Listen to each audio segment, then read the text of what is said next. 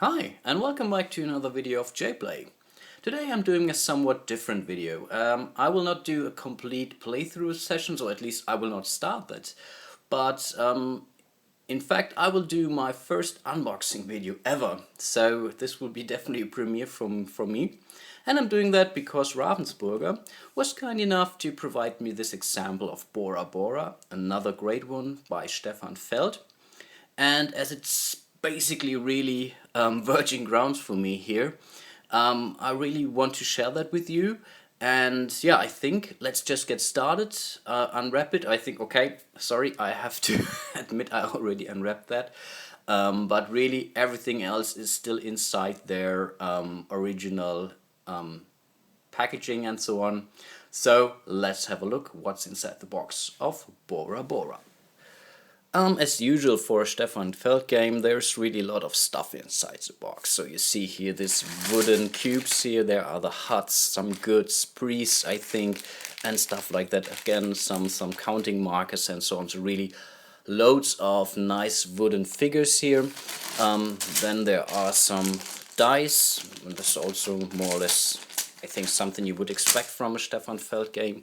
Then there are some cards. I believe these are the gods cards or something like that. I will come to that in a second. And here's another very good thing, and this is what I really like about these games from Ravensburger or Alea. They come with a German, I think this should be the French, and an English rule set, and which makes it really international version. So it would be easier for me to do that because I don't have to do any translations or any term I will try to use from the English rule set here.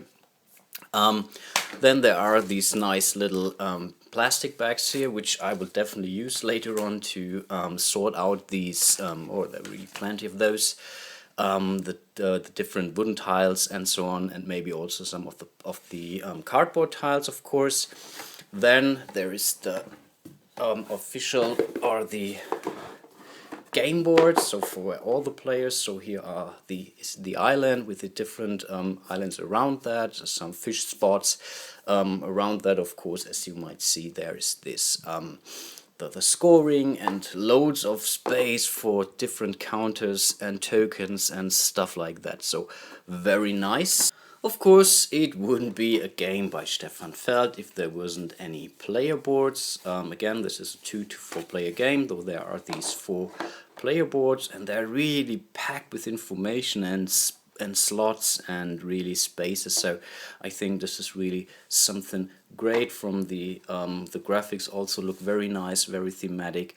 They really fit into the theme, or what you would imagine about Bora Bora, or the name Bora Bora. And now really the fun starts, and this is really all the tokens. I think there are some for the fishing, for man and wife, mission cards, or what the right term is here. This is something I will check later on. So really plenty of material to take out of the cardboard framing here, and I think this is what I will do next, so to give you a better impression about what's inside the box and what you can expect from Bora Bora. So, and here's everything that you get when you grab yourself a copy of Bora Bora. So really loads of counters, wooden pieces, cards, these player boards, some dice.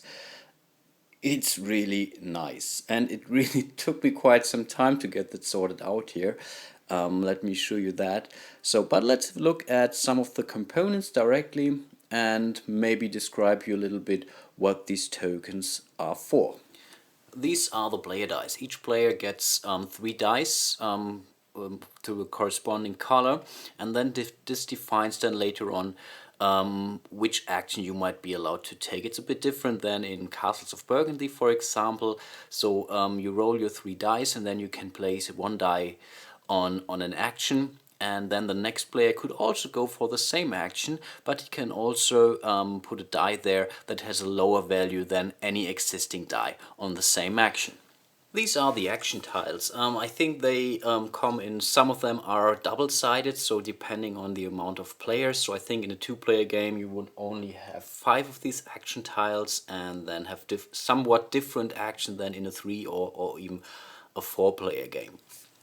These are the god tiles, and I think they will be used for serving as a kind of a wild card for any given colored god later on. So if there are some god cards in play, I show you that in a second, and these have normally some different colors, and with these god tiles you can use them to go for any god basically. These are the building tiles, and they also represent numbers, and they can be used accordingly. So when you roll the die, so for example if you want to go for a building action, and for example you rolled this 3 and you want to use it as a building action, then you have to use your appropriate maximum building plate like the 3, but lower values would also be fine. These are some fish tokens. They are placed beside each region on the game board, and yeah, they represent different values, and normally they are hidden, so you don't know which fishing ground you are going for when doing a fishing action. These are shells, and they are used in different actions. You can go for a helper action, for example, to gain some of these shells. You get that also for the fire bonus, and they also can be used later on in the end game to solve some of these task tiles, for example, and stuff like that. These are offerings. They can also be gathered by the helper action, and also can score at the end of the game, for example, for resolving or solving, fulfilling task tiles and stuff like that. These are some jewelry tokens, and they can, for example, also be traded in for some of these shells I showed you earlier, so like that, for example, and they also score for victory points by the end of the game for task tiles, for example. This is a huge pile of wooden tiles, so for each player you have different huts. You have some of your, I think it priests, and also some scoring counters like these, for example. And there are also the resources for building your huts, like this one or this one. I think this is stone, wood, and so on. These are the god cards, and as you can see, there are blue, yellow, red, and green, and white, I believe, yeah, and so on. And they can also bring you some benefit throughout the game. Remember, there are these god tiles here. For example, they can be used for wild cards, as I told you already. And yeah, this is something I explain to you later on when I explain the game actually. These are the task tiles, so these dark blue, they're more or less drawn throughout the game, and the light green one here, they're normally, I believe, given to the player. The one light green, you see this crane here, and this is a parrot. You give one light green task tile to a player, which he then puts on his player board, of course, in secret. Last but not least, these are the man and the women tiles, so, and they also come with different capabilities of what they can do. Here, this is for shell collecting, for example, this as well, and I think this is also something for offerings, for example. The man can go for some tattooing action, as you might see here, and so on. So these are also then placed later on the game board for later usage. And here one more last time, this is one of the player boards. So this is an area where you put your building materials. Here would be your unused, unbuilt huts, more or less. Here would place later on your men and women, and then you can use it. Let me show that to you.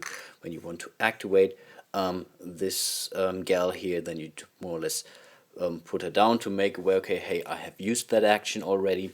On the left hand side you see some conversions, what you need to, or which amount of die points you have to exchange in return to do a proper helping action here, for example, for getting a god card, and so on, and many other things on this player board. And this is really, I'm so overwhelmed when I first saw this. I really have to do some reading, and I think one time might not be enough, to be honest.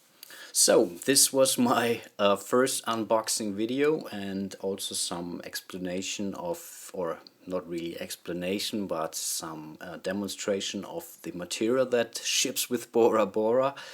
I already mentioned it, I'm really quite a bit overwhelmed. I think from the perspective of material, this is definitely one of the biggest stuff that comes from a Stefan Feld game, and I really have lots of games, or played lots of games from him.